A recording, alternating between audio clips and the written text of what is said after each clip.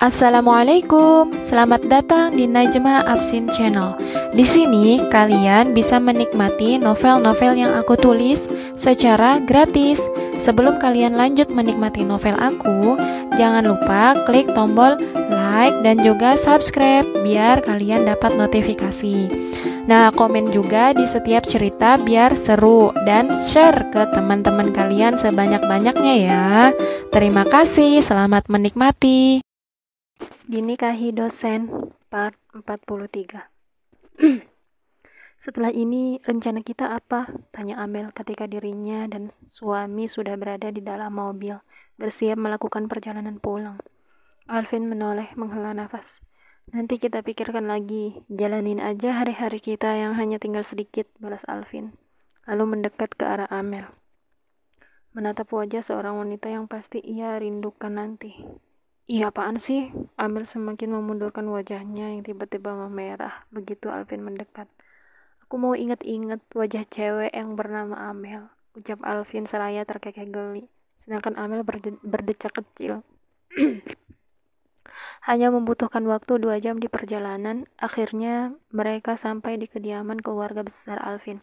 Mobil ayah Alvin yang sudah berada di pelataran rumah menandakan bahwa si empunya sudah berada di rumah. Kamu istirahat aja di kamar kalau capek, ucap Alvin pada Amel. Namun langkah mereka harus terhenti begitu Wati tiba-tiba menghadang di depan pintu utama, menyilangkan tangan di depan dada. Jadi ini alasan kamu ngelarang aku buat hubungin kamu selama 15 hari, selidik Wati.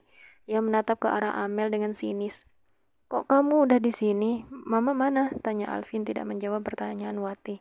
Matanya melongok ke dalam. Jawab aku dulu, Kak, desak Wati kesal. Sedangkan Amel memilih untuk tidak menggubris pertengkaran sepasang kekasih itu. Melengos begitu saja menuju lantai 2. Badannya sudah kelewat pegal sehingga rasanya ingin sekali ia rebahkan di kasur yang empuk milik suaminya. Bentar, aku taruh barang-barang dulu di kamar ya, kata Alvin lembut, membuat Wati mencebikkan bibirnya. Kelamaan, aku itu butuh penjelasan kamu, Kak, kesal Wati. Iya, nanti kita ngobrol bukan di sini. Ayah sama mamaku juga baru datang kan? Pastinya mereka pasti sedang istirahat. Kasihan kalau terganggu, pinta Alvin. Mata Wati melotot tidak terima kehadirannya dianggap mengganggu. Kamu anggap aku pengganggu? Tanyanya dengan berkacak pinggang. Oh iya, aku tahu. Aku sudah gangguin bulan madu kamu sama istrimu. Ya, sinisnya. Shh. Alvin menyuruh Wati agar tetap tenang. Aku ke kamar dulu ya, bentar aja. Alvin segera menginterupsi mengabaikan wanita yang tengah naik pitam itu. Alvin langsung meninggalkan Wati yang merengut. Badannya sebenarnya sudah sangat lelah akibat menyetir walau hanya 2 jam saja. Ingin sekali tidur tapi ya sudahlah, ia harus membereskan urusannya dengan Wati. Udah aku bilang jangan ke rumahku dulu, In, jelas Alvin. Mereka memilih untuk bicara di dalam mobil yang sengaja Alvin parkir di dekat taman. Apa kamu bilang? Tanya Wati pura-pura budek. Karena kamu mau bersenang-senang sama Amel kan? Makanya kamu larang aku buat ketemu kamu, hah? Kamu udah cinta sama dia ya? Wati menatap nyalang ke arah Alvin. Pria dengan rambut hitam legam itu mendesah. Ini karena tuntutan orang tua kami, In. Kamu harus ngerti itu. Lagian, di sana aku gak ngapa-ngapain juga sama dia. Bohong, Wati menggeleng keras. Matanya menatap tajam ke arah wajah Alvin. Gak mungkin cewek cowok berduaan di hotel. Mustahil gak terjadi apa-apa, Kak. Aku berani sumpah. Aku gak ngapa-ngapain sama Amelin. Percayalah sama aku. Alvin mengangkat telapak tangannya ke atas meyakinkan Wati. Laki-laki emang omong doang ya sukanya. Dimana-mana kalau udah berduaan di kamar itu ya pasti ngelakuin apa-apa. Kamu juga gak bilang-bilang kalau pergi ke Bogor. Kalau mama gak ngasih tahu, mungkin selamanya kamu gak bakal ngasih tahu. Kak, kamu tahu nggak sih? Aku juga pengen pergi liburan ke Bogor, itu impian aku. Bisa di sana kamu, bisa di sana sama kamu di villa pribadi sambil berbulan madu. Kamu malah bawa Amel ke sana, keterlaluan. Wati berkata panjang lebar dengan hidung kebang kempis. Gak usah berlebihan, intinya aku gak ngapa-ngapain sama Amel. Terserah kamu mau percaya apa enggak. Sementara ini aku pengen kamu jangan datang dulu ke rumahku. Aku mohon, pinta Alvin menatap dalam-dalam mata kekasihnya. Wati hanya bisa menghirup nafasnya kasar. Ia merasa begitu marah sekarang. Lebih tepatnya, sejak ia tahu jika Alvin ternyata pergi berbulan madu dengan Amel ke Bogor. Aku marah pokoknya sama kamu, ucap Wati dengan nada merajuk. Kamu mau apa? Biar marahmu reda, Tanya Alvin lembut. Ia sudah sangat hafal dengan kebiasaan ngambek Wati. Biasanya akan sembuh jika permintaannya dikabulkan. Aku mau jalan-jalan sama kamu. Wati berbicara datar, tanpa mau menatap Alvin, lebih memilih menatap lurus ke depan. Baiklah, hari ini kita jalan-jalan. Amel terbangun menjelang zuhur. Ia mengerjapkan matanya pelan. 1 jam tertidur sehabis perjalanan lumayan juga bisa mengembalikan tenaganya. Mandi adalah pilihan yang bagus untuk saat ini. Usai membersihkan diri dan mengerjakan sholat zuhur, kakinya melangkah ke bawah, mencari makanan karena perutnya yang sudah keroncongan minta diisi.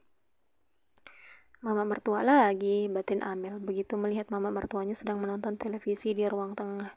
Punggungnya bersandar nyaman di sofa. Padahal Amel sengaja melewati mertuanya tanpa ingin menyapa. Toh sepertinya lagi fokus menonton layar segi empat itu. Iya ma, ada apa? Tanya Amel, merasa panggilan itu untuknya. Walau tidak etis memanggil dengan sebutan tapi mengingat di sana tidak ada siapapun selain dirinya, ya pastilah kata itu ditujukan kepadanya. Mama mertua menatap tajam ke arah Amel. Ayo kita bicara, ajaknya. Amel mengeringkan dahi saat wanita tua itu beranjak dari duduknya. Di sini juga bisa kan, Ma? Tanya Amel menunjuk sofa. Ikuti aku, katanya dengan nada tajam. Akhirnya, mau tidak mau, Amel mengikuti kemana langkah mama mertuanya. Sesampainya mereka di gazebo kecil yang terdapat di belakang rumah, mama mertua menyilangkan dada, menatap Amel dengan menelisik. Mana HP-mu? Tanyanya. Amel semakin kebingungan. Apa sih maksud wanita ini? Di kamar, Ma, jawab Amel jujur. Emang ada apa sama HP-ku? Tanya Amel dengan polosnya. Membuat mama mertua maju beberapa langkah dan berbisik di telinganya. Kamu pikir aku bodoh? Kamu udah ngelakuin hal yang seharusnya nggak kamu lakuin. Hai menantuku, jelas mama mertua. Membuat bulu kuduk Amel merinding. Bertanya-tanya dalam hati, jangan-jangan aksinya merekam itu disadari mama mertua. Aku nggak ngerti maksud. Belum selesai Amel bicara sudah dipotong saja.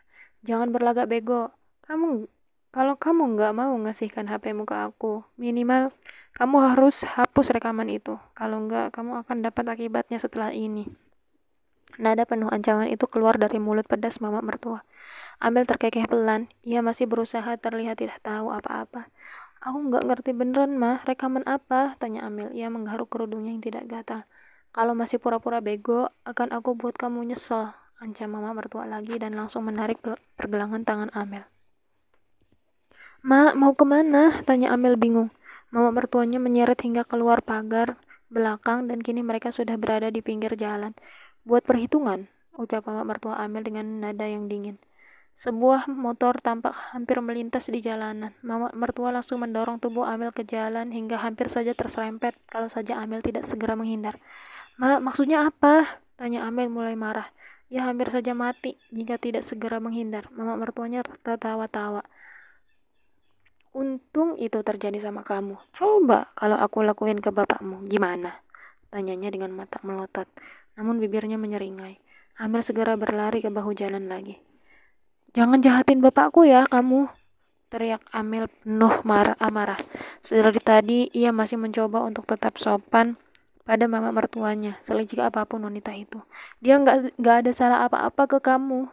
Hahaha, ini nih wajah aslinya. Hahaha, mama mertua Amel terlihat tertawa-tawa puas sambil menunjuk-nunjuk wajah menantunya. Apalagi melihat wajah menantunya yang merah, ia semakin terkikik.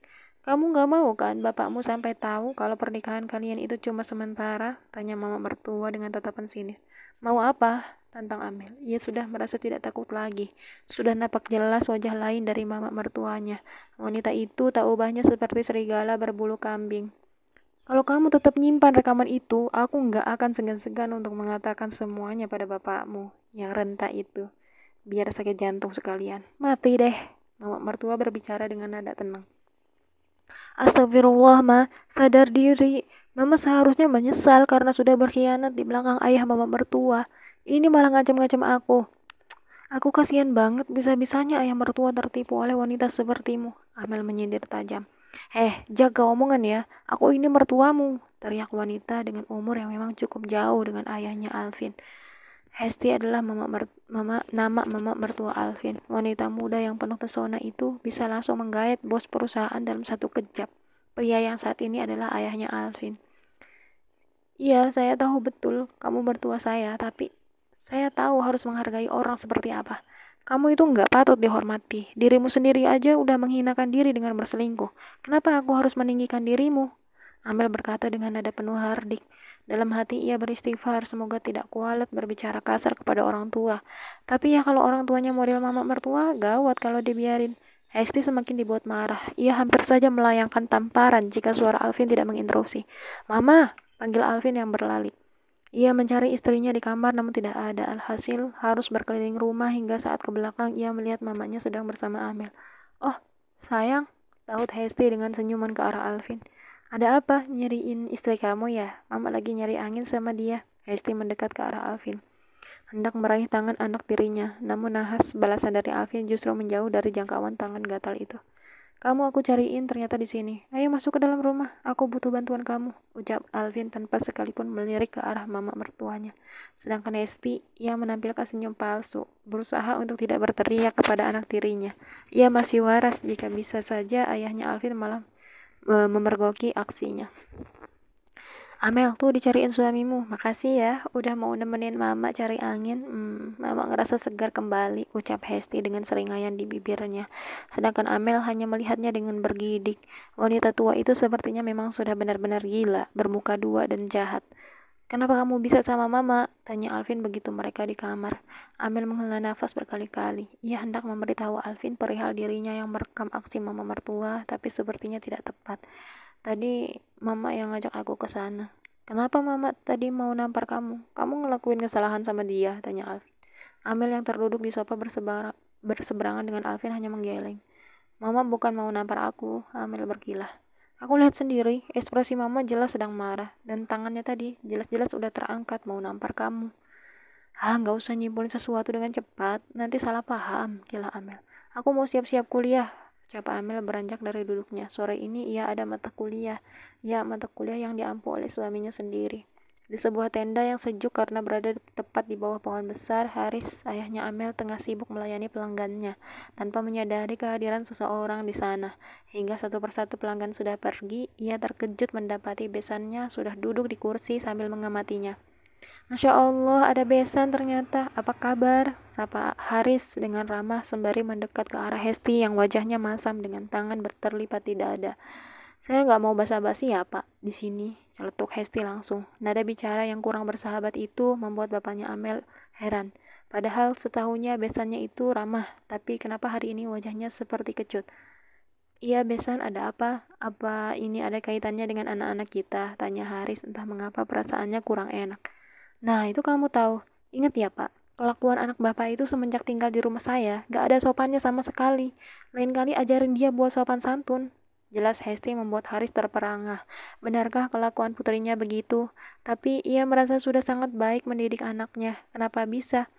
Amel begitu bu di sana, tanya Haris memastikan. Ia masih merasa ragu. Namun jikapun benar begitu, tentu salah dirinya sebagai orang tua yang ternyata belum berhasil mendidik seorang anak yang berakhlak baik. Gimana sih caramu mendidik dia? Dia itu gak ada hormat-hormatnya sama saya. Benar-benar gak bisa ditoleransi kalau begini. Udahlah, suruh dia cerai aja sama Alvin. Hesti menyindir dengan tajam dan Haris hanya bisa mengelus dada. Ternyata ia adalah bapak yang gagal. Bagaimana bisa Amel sampai dibenci orang karena kelakuannya? Apa selama ini didikannya tidak meresap ke dalam jiwa anaknya?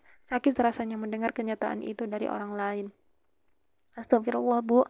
Emang seberapa keterlaluan anak saya, Bu? Jelaskan pada saya. Dia ada salah apa? Tanya Aris. Wajah Hesti hanya menyeringai, apalagi melihat wajah pria tua di hadapannya berubah panik, berekspresi antara percaya atau tidak percaya. Rasakan, kamu, rasakan kamu anak gak tahu diri. Akan aku buat bapakmu mati berdiri, batin Hesti. Jahat-jahat.